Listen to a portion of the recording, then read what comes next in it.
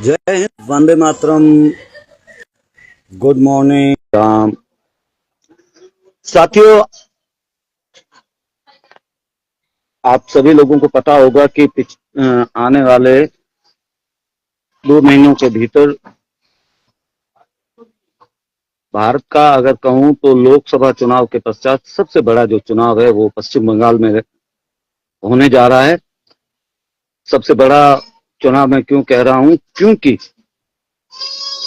1982 में जब से भारतीय जनता पार्टी का रजिस्ट्रेशन हुआ या भारतीय जनता पार्टी बनी 1982 में 1982 में, उस से लेकर के आज तक तकरीबन आप लगाइए आइडिया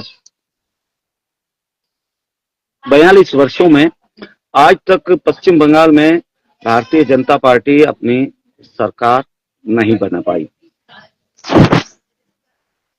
पश्चिम बंगाल के चुनाव में भारतीय जनता पार्टी तो हर चुनाव में अपना एड़ी चोटी का जोर लगाती है और ग्राउंड पर बहुत ही ज्यादा मेहनत करती है। उसी के फलस्वरूप 2 सीटों वाली पार्टी आज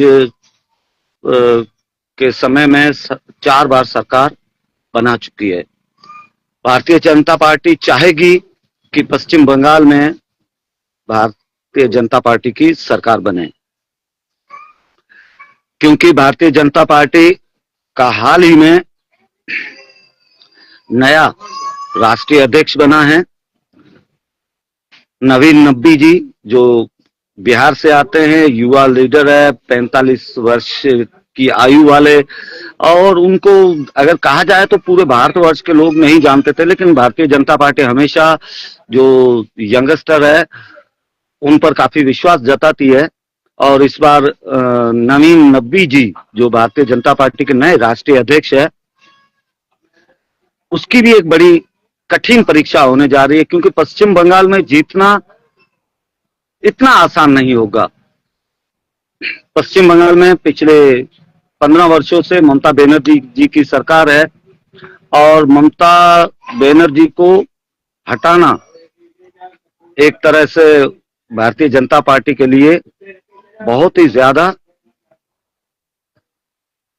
मतलब कहा जाए तो कठिन होगा। और हाँ, एक चीज भारतीय जनता पार्टी के पक्ष में जरूर जाती है, वो ये है कि पश्चिम बंगाल में जो है वो पोलराइज होती है, वोटों की तुष्टीकरण की पॉलिटिक्स हमेशा भारत में सक्रिय रही है और इस बार भी रहेगी। और वहां पर जो मुस्लिम वोट है पश्चिम बंगाल में, वो पहले एकजुट ममता बनर्जी जी को पड़ते थे, परंतु ममता बनर्जी के लिए भी ये राह आसान नहीं होगी, तो कठिन तो होगी, क्योंकि एक तरफ सीपीआई है, वो भी मुस्लिम वोट भर भर के लेती है, तो दूसरी तरफ देश की सबसे पुरानी पार्टी कांग्रेस, उनका तो ज्यादातर वोट बैंक मुस्लिम ही रहा है। तो पश्चिम बंगाल में वो भी ममता बनर्जी के लिए चुनौतीपूर्ण रहेगा।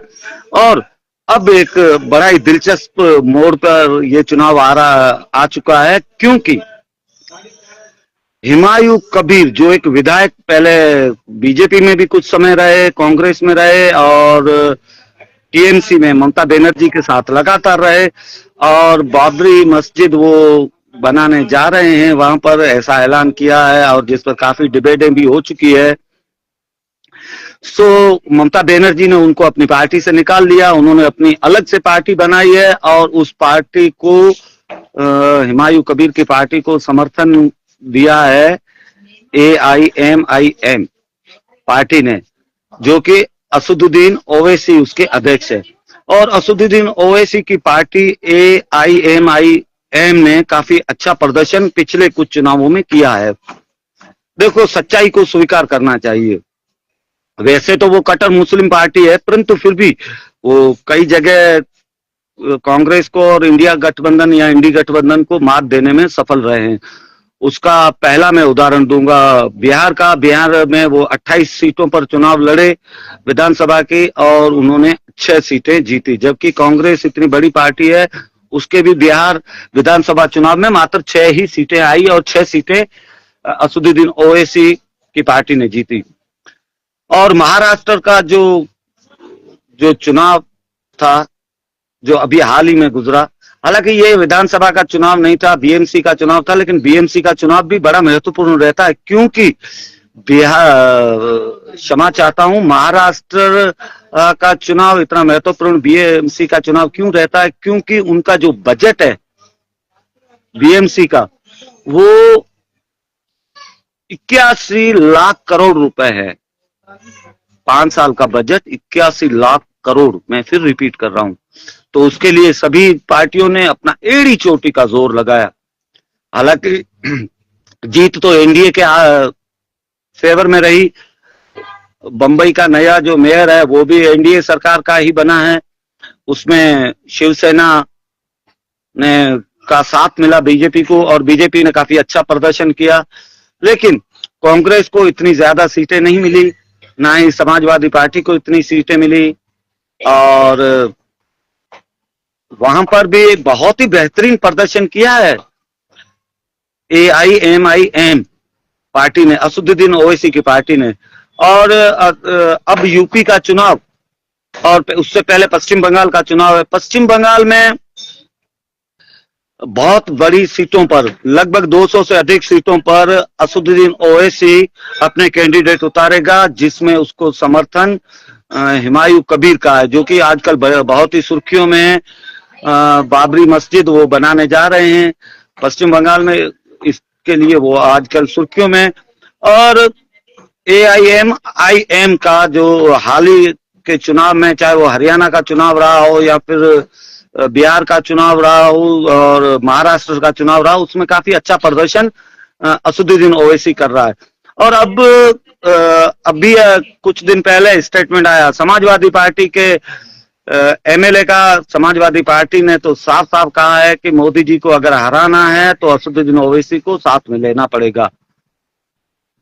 और थोड़े बहुत इंडिकेशन समाजवादी पार्टी की तरफ से आ रहे हैं। हालांकि अखिलेश यादव ने कोई अभी तक स्टेटमेंट नहीं दिया है, परंतु ऐसा संभव है। और ये इंडी गठबंधन वाले, जिसमें चाहे वो टीएमसी हो, ममता बनर्जी की पार्टी हो, समाजवादी पार्टी हो, एनसीपी हो, आरजेडी हो, बसपा हो, कांग्रेस, ये सभी पार्टियां, आम आदमी पार्टी हो, ये मोदी जी की सरकार को हटाने के लिए किसी भी हद तक जा सकते हैं। और ये कहना भी गलत नहीं होगा कि ये सभी पार्टियां असदुद्दीन ओवैसी के साथ गठबंधन करने में हिचकिचाएगी नहीं। ये पार्टियां असदुद्दीन ओवैसी के साथ जाएगी, क्योंकि असदुद्दीन ओवैसी इनके जो मुस्लिम वोट है उनमें सेंध लगा रहे हैं। तो अगर ऐसा हो जाए कि कांग्रेस पार्टी अगर गठबंधन कर ले असदुद्दीन ओवैसी के साथ, तो आप लोग चौंकिएगा मत। ये काम अखिलेश यादव भी कर सकते हैं, लालू प्रसाद यादव भी कर सकते हैं, ममता बनर्जी भी कर सकती है, शरद पवार भी कर सकते हैं, उद्धव ठाकरे भी कर सकते हैं। ये लोग मोदी जी की सरकार को हटाने के लिए किसी भी हद तक जा सकते हैं। और ऐसा भी संभव है कि अगर किसी राज्य में जरूरत पड़ी अपना सीएम कैंडिडेट बनाने के लिए, और उनमें से कुछ सीटें अगर इन लोगों को असदुद्दीन ओवैसी से लेनी पड़ी, और असदुद्दीन ओवैसी साहब ने ये कहा कि भाई इस राज्य का सीएम मैं बनूंगा, तब मैं आप लोगों को समर्थन दूंगा, तो ये इंडी गठबंधन वाले असदुद्दीन ओवैसी को सीएम भी बना सकते हैं। यहीं पर नहीं रुकेंगे ये इंडिया गठबंधन वाले या इंडी गठबंधन वाले। अगर 2029 के जो लोकसभा के चुनाव है उसमें अगर प्रधानमंत्री मोदी जी को हटाने के लिए इंडी गठबंधन को AIMIM पार्टी के मुखिया असदुद्दीन ओवैसी का समर्थन लेना पड़ा, और असदुद्दीन ओवैसी ने कहा कि भाई मुझे तो बड़ा पद चाहिए, उसमें आप लोग देख सकते हैं अगर असदुद्दीन ओवैसी ने अगर कहा कि मैं गृह मंत्री का पद मुझे चाहिए, रक्षा मंत्री का पद चाहिए, विदेश मंत्री का पद चाहिए, या प्रधानमंत्री का भी पद चाहिए, तो आप यकीन मानिए ये इंडी गठबंधन वाले मोदी और अमित शाह जी के विरोध में ये किसी भी हद तक जा सकते हैं, और असदुद्दीन ओवैसी को बहुत बड़ा पद भी ये दे सकते हैं।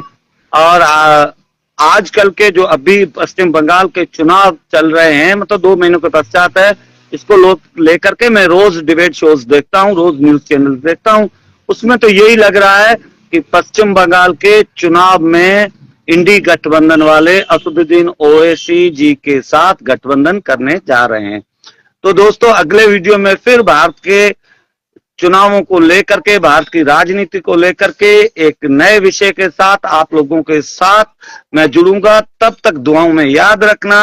हर हर महादेव, जय हिंद, वंदे मातरम।